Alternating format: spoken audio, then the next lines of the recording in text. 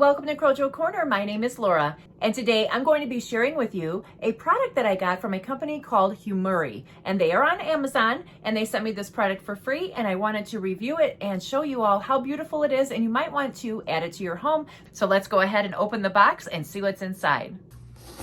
So we're going to go ahead and pull out what is inside this box, and look at this beautiful tray. And then I thought this was the greatest part of all of the decorations that go on top of the tray. So we've got some plate holders right here. And then we've got some meditation beads. And I'll go ahead and open all this up here in just a second. And then we have this cute little window. And then this little sign that says Simply Blessed.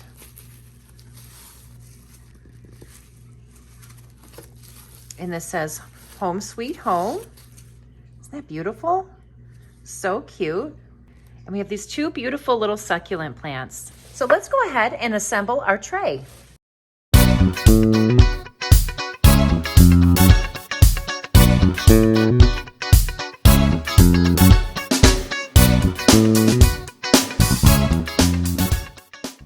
So here is the tray all put together. It was so easy. It took me just a couple of minutes.